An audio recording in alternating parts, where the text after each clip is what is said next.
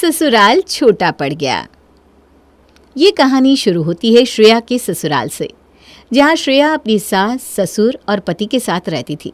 अपने पुराने घर को छोड़कर अभी अभी ही श्रेया के ससुराल वाले अपने नए 3 BHK फ्लैट में शिफ्ट हुए थे। रोज की तरह, किसी भी आम बहू की तरह श्रेया अपने सास ससुर के पास चाय लेकर पहुंचती है। बड़ी मुश्किल से मुझे फ्लैट हाथ लगा।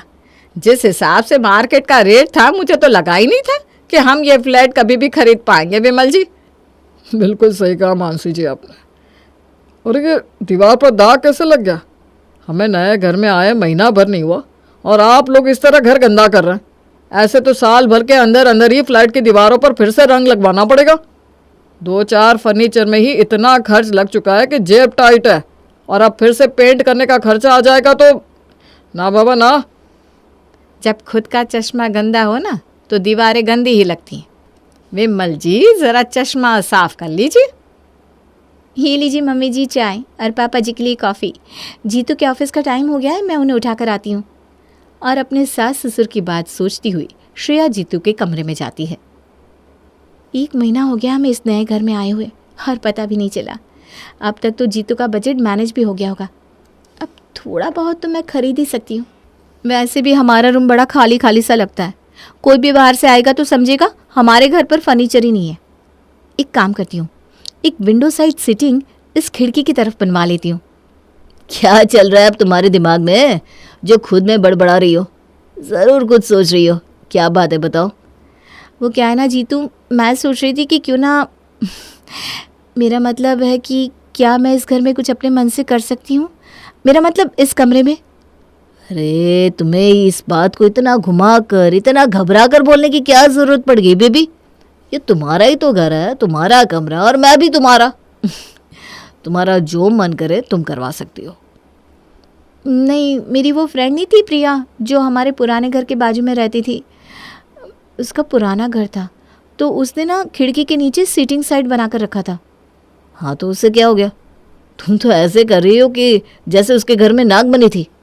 अरे नहीं, तुम समझे नहीं। उससे क्या होता है, एक फर्नीचर ऐड हो जाता है कमरे में और स्पेस भी नहीं जाता। तो मैं सोच रही थी इस खिड़की के नीचे वही करवा लेते हैं। फ्लैट में पैसे लगाने का काम मेरा था, अब तुम्हें जो समझ में आए कर लो। श्रेया हंसती गाती हुई अपनी फ्रेंड प्रिया को कॉल करती है। प्रिया, ज़रा कारपेंटर का नंबर तो देना। उसी कारपेंटर का जिसने तुम्हारे कमरे में वो विंडो सिटिंग एरिया बनाया ना। मैं सोच रही हूँ इतना महंगा फ्लैट ले ही लिया है तो कुछ और खर्च कर लेते हैं, है कि नहीं? तुम्हारा फ्लैट तो लोन पर है ना, तो खर्चा मैं तुम्हें नंबर दे देती हूँ। मेरा नाम ले लेना तो भैया सही रेट लगा देंगे। बढ़िया आई। और अगले ही दिन कारपेंटर को बुलाकर श्रेया अपने कमरे की खिड़की के नीचे सीटिंग एरिया बनवा लेती है। कितना कूल लग रहा है ना ये। ये होता है स्टैंडर्ड। देख रही है ना आप मम्मी जी, ऐसा ही कुछ आपके कमरे में भी बनवा दूँ क्या? अरे नहीं नहीं बहू, मेरा कमरा जैसा है वैसा ही अच्छा है। ज़्यादा छेड़छाड़ करने से और कमरे में बेवजह फर्नीचर बनने से कमरा खिलौना सा बन जाएगा, और ऐसे कमरे में ना मेरा तो जी घुटता है। तुझे जो करवाना है करवा अपने कमरे में। तो भैया एक काम कीजिए ना, एक विंडो सीटिंग हमारे गेस्ट रूम में भी बनवा दीजिए। अपने कमरे में विंडो सिटिंग साइड बनाने के बाद श्रेया खुद के साथ खुद के रूम का वीडियो बनाकर पोस्ट करती है। इसे देखकर उसकी एक फ्रेंड नंदिनी कॉल करती है। क्या यार, तेरे कमरे में अच्छा वार्डरोब नहीं है क्या? कैसा पुराना सा वार्डरोब लगा रखा है तूने अपने कमरे में। नया फ्लैट लिया है, फर्नीचर में खर्च कर ले, वरना लोगों को लगेगा कि जीजू ने अपनी पाई पाई जोड़कर इस फ्लैट में लगाई है और अब सब खत्म। अरे पागल हो क्या? लोगों को पता है मेरा स्टेटस, और वैसे भी अभी तो हम फ्लैट में शिफ्ट हुए हैं, सारा काम तो अभी चल ही रहा है। ऐसी बात है, फिर मैं तुम्हें अपने कमरे की फ़ोटो भेज देती हूँ। उसकी मोस्टली चीज़ ना तुम अफोर्ड नहीं कर पाओगी। अगर कुछ और समझ में आए तो ऐसा कुछ तुम अपने घर के लिए बनवा सकती हो। हाँ, पर पहले प्लीज़ ना अपना वार्डरोब का कुछ करी यार। नंदिनी की बात सुनकर श्रेया का तो पारा चढ़ जाता है। गुस्से में वो बड़बड़ाती हुई मॉल जाती है और जहाँ सस्ती चीज़ें देखने लगती है। कमरे की फ़ोटो डालने की क्या ज़रूरत थी बहू? इन्हीं चीज़ों से ना नज़र लगती है। फिर कोई तुम्हें कहेगा कमरा अच्छा नहीं लग रहा, तो कोई नज़र लगाएगा, अरे इन्होंने तो बड़ा अच्छा घर ले लिया। घर, पैसा और खाना छुपाना ही सही है। इसीलिए इतने दिनों से हम ऐसे ही रह रहे हैं मम्मी जी। आजकल दिखावे का ज़माना है। आज मैंने कमरे की फ़ोटो डाली ना, तब जाकर मुझे पता चला कि मार्केट में क्या ट्रेंड चल रहा है। और ऑनलाइन ऐप्स खोलकर श्रेया अपने कमरे के लिए चीज़ें खरीदना शुरू कर देती है। कमरा तो मैं सजा लूँगी, पर जो भी अंदर आएगा सीधा हॉल में बैठेगा। और हॉल में हमारा है ये छोटा सा टीवी। पहले तो यहाँ पर एक टीवी यूनिट बनवा लेती हूँ। और श्रेया हॉल में टीवी यूनिट बनवाने की तैयारी करती है। 2 दिन से यहाँ समय पर खाना नहीं मिल रहा है मुझे। दोपहर का खाना बाहर खा खा कर मेरा हाजमा बिगड़ गया है। आज भी खाना मिलेगा कि नहीं बहू? मुझे तो खाना आने के आसार नहीं दिख रहे जी। क्या मम्मी जी, आप भी? मिलेगा क्यों नहीं पापा जी, बिल्कुल मिलेगा। पर वो क्या है ना, अगर मैं इन कारपेंटर्स के साथ यहाँ पर नहीं लगी रही ना, तो ये काम चोरी करेंगे। आप जानते हैं ना, नौकरों के साथ नौकर बनना ही पड़ता है। या तो मैं खाना बना सकती हूँ या फिर काम करवा सकती हूँ। तो खाना ही बना बेटा, क्या ज़रूरत है बेकार में ये सब करवाने की। टीवी लगवाने के लिए जगह तो बनवा ही दी थी जीतू ने। स्टैंडर्ड मम्मी जी, स्टैंडर्ड नाम की भी कोई चीज़ होती है कि नहीं? बस आज भर की बात है पापा जी, इसके बाद ना हमारा फ्लैट एकदम नीट एंड क्लीन हो जाएगा।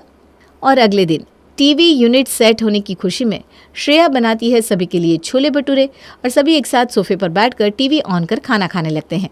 आप बताइए पापा जी, गलती की क्या मैंने टीवी यूनिट बनवा कर? नहीं मानना पड़ेगा बहू, काम तो अच्छा करवाया है तूने। इनको भी अकल नहीं है, तारीफ करती बहू की। अब कहीं बहू फिर कुछ ना तोड़वाने फुड़वाने लगे। तभी श्रेया का ध्यान टीवी सीरियल के सीन पर जाता है, जहाँ सभी एक साथ बैठकर डाइनिंग टेबल पर खाना खा रहे होते हैं। वही तो, तभी तो मुझे लग रहा था कुछ तो कमी है अभी भी हॉल में।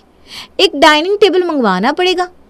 और उसी शाम डाइनिंग टेबल पसंद करने के लिए श्रेया पहुंच जाती है दुकान पर। पसंद तो आपकी मैडम जी माननी पड़ेगी। दुकान का सबसे बेस्ट पीस पसंद कर लिया आपने। मुझे देखकर ही लगा था आपकी नज़र पार की है।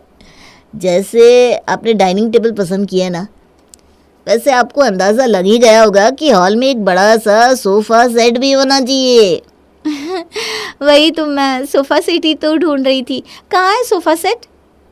सोफ़ा सेट की पीस हम दुकान में नहीं रखते मैडम जी, उसकी फ़ोटोज़ हमारे पास रहती है। वैसे एक एंटिक माल भी आया हुआ है दुकान में, बिन बैग्स। आजकल तो आप देख ही रही होंगी टीवी सीरियल में हर जगह बिन बैग यूज़ करते हैं। 2 बालकनी में लगा दीजिए, हॉल में ज़रूर हो तो वहाँ भी लगवा दीजिए। इन्हीं चीज़ों से आजकल स्टैंडर्ड रह गया है, वरना सोना चांदी कौन पहनता। और अपने छोटे से हॉल में बिना कुछ सोचे समझे श्रेया एक फुल साइज का सोफ़ा, एक डाइनिंग टेबल और बिन बैग्स भी ऐड कर देती है। अब लग रहा है कि फ्लैट बना है। सही है, देखकर सही लग रहा है। पर डाइनिंग टेबल के कलर के सामने ये टीवी यूनिट ज़रा डाउन पड़ जा रहा है। एक काम करती हूँ, कुछ लाइट्स मंगवा लेती हूँ और टीवी यूनिट पर लगवा दूँगी। जैसे ये जगमग करेगा तब दोनों एक से लगेंगे, नए नए से। नींद से उठकर जैसे ही मानसी अपने घर के हॉल में आती है, उसकी आंखें चौंधिया जाती है। भगवान, ये मैं कहाँ आ गई? ये लाल पीली बत्तियों की रोशनी कहाँ से आ रही है? ए बहू, डीजे लाइट लगवा दिया है क्या हॉल में? बंद कर इसे। ओ मम्मी जी, ये कोई डीजे लाइट नहीं है, ये तो मैं झालर खरीद कर लाई थी बाजार से। देखिए इसकी रोशनी से कैसे हमारा हॉल झगमग कर रहा है। अरे ये इतने से हॉल में क्या क्या लगाएगी बहू? चलने तक की जगह नहीं छोड़ी तूने। पहले वाला सोफ़ा हमारा ठीक तो था, हम 4 तो लोग हैं, ऊपर से तूने 12 लोगों के हिसाब से सोफ़ा लगवा दिया। और ये 12 चेयर वाला डाइनिंग टेबल भी, और उसके बाद ये बीन बैग रखने की क्या ज़रूरत थी? मैं जा रही हूँ बालकनी में, मुझसे तो यहाँ सांस भी नहीं ले जा रही। और जैसे ही मानसी बालकनी में जाती है, वहाँ पड़े फ्लावर पॉट से उसका पैर टकराता है और सर के ऊपर लटक रहे एक झूमर से टकरा जाता है और मानसी वहीं बेहोश होकर गिर जाती है। भागता हुआ जीतू अपनी माँ को उठाने जाता है। ये मानसी जी आजकल क्या खा रही है, हिल ही नहीं रही। तू पैर पकड़, मैं हाथ पकड़ता हूँ बेटा। और आप कह रहे थे कि ये घर बनाने के चक्कर में मैं आप लोगों को खाना नहीं दे रही हूँ। खाना नहीं मिल रहा तब तो मम्मी उठाई नहीं जा रही। खाना मिल रहा होता तो पड़ोसियों को बुलाना पड़ जाता। इन्हें हॉल में ले जाते हैं। किसी तरह तीनों मिलकर मानसी को उठाकर हॉल में लेकर आते हैं। हे भगवान, कहाँ सुलाओ? सोफे पर तो मम्मी को बैठने तक की जगह तुमने नहीं छोड़ी श्रेया। इतने सारे कुशन्स, ये टॉय, क्या मजाक बना रखा है तुमने। ये घर कम चिड़ियाघर ज्यादा लग रहा है। बहू को बाद में सुनाना बेटा, पहले अपनी माँ को उठा। जीतू पानी छिड़क कर मानसी को उठाता है। हाय रे, गिर गई रे। इस घर में चलने तक की जगह नहीं छोड़ी तूने। 2 बुजुर्ग भी रहते हैं इस घर में, थोड़ी तो दया की होती हम पर बहू। मुझे मेरे कमरे में ले चल बेटा, यहाँ मेरा दम घुटता है। हॉल में तो इसने सोफ़ा, डाइनिंग टेबल, ट्रेडमिल क्या क्या रख दिया है। अरे कौन दौड़ता है ट्रेडमिल पर इस घर में, बस लोगों को दिखाने के लिए कुछ ना कुछ लगा लेती है। और ये झालर, कभी कभी तो लगता है मैं किसी भूत बंगले में आ गई हूँ। अंधेरे में ये लाल बत्तियाँ, हाय, रात में जब भी पानी लेने किचन में जाती हूँ ना, हार्ट अटैक आते आते रह जाता है मुझे। ये सब इसलिए मम्मी जी क्योंकि मेरा ससुराल छोटा पड़ गया है। अगर वहीं ये घर बड़ा होता ना तो चीज़ें अपनी अपनी जगह पर आ जाती, है कि नहीं, आप ही बताइए। इतना सब होने के बाद भी अपनी बहू के मुंह से ये सुनकर मानसी ठान लेती है कि वो उसके होश ठिकाने लगा कर रहेगी। और अगले ही दिन फ़ोन करके मानसी अपने समधी समधन को घर बुला लेती है। जैसे ही दरवाजे पर उषा पहुंचती है, दरवाजे के दोनों तरफ शूज स्टैंड रखा देखकर वो हैरान रह जाती है। लगता है इनके घर में पहले से मेहमान आए हुए हैं, वरना 4 लोगों में 2-2 स्टैंड क्यों लगाया है श्रेया ने। जैसे ही उषा घर के अंदर आती है और घर देखकर हैरान रह जाती है। हो गई ना शॉक्ड आप मम्मी जी, मुझे पता ही था। इतना स्टैंडर्ड वाला घर बनाया मैंने, देखने वाले को तो शौक लगेगा ही। वैसे आप अचानक क्या कैसे? अब इनसे सवाल जवाब ही करती रहेगी या अपने स्टैंडर्ड वाले घर का इन्हें टूर भी कराएगी? वो जगमगाती लाइट ऑन करके दिखाना। हाँ बहू। हाँ मम्मी जी, पर पापा मम्मी सबसे पहले अपना कमरा दिखाऊंगी, the best part of this house. Shreya सबसे पहले उषा और विनीत को अपने कमरे में लेकर जाती है, जहां बेड के साथ साथ 4-4 विंडो सीटिंग बनवाकर श्रेया ने अपने कमरे को इतना कंजेस्टेड कर लिया था कि वहां चलने तक की जगह नहीं बची थी। तो यहाँ सोती है क्या बेटा? इतना सुंदर कमरा, इतना सुंदर बेड, और फिर भी यहाँ पर 4-4 सीटें। पूरे घर का टूर लेने के बाद उषा का सर ही चकरा जाता है। वो फुसफुसाकर अपने पति से कहती है, मैं तो सोच कर आई थी बेटी के घर जा रही हूँ, कम से कम 1 हफ्ता तो रहूँगी, पर इस घर की हालत देखकर यहाँ 2 मिनट रुकना भी संभव नहीं। ठीक है विमल जी, अब हम चलते हैं। अरे आधा घंटा भी नहीं हुआ आप लोगों को आए और आप जा रहे हैं, आपने कुछ खाया भी नहीं पापा। बेटी के घर ना ऐसे भी नहीं खाते बेटा, पाप चढ़ाएगी क्या मुझे? हाँ निकलते हैं हम। अरे उषा जी, आप बोल कर तो जाइए, शर्माइए मत। क्या बात है, क्यों आपको इतनी हड़बड़ी में जाना है? ज़रूर कुछ तो खटका होगा आपको। अपनी ही बेटी है, बोलिए बोलिए। पर श्रेया को बुरा ना लग जाए इसलिए उषा कुछ भी कहे बिना लौट जाती है और मानसी के किए कराए पर पानी फिर जाता है। लो, सारा प्लान चौपट हो गया। पर मैं इतनी जल्दी हार नहीं मानूंगी। इसकी माँ ने कुछ कहा नहीं, पर इसकी सहेलियाँ तो बड़ी मुँहफट है। कल अब इसके फ्रेंड्स को बुलाना पड़ेगा।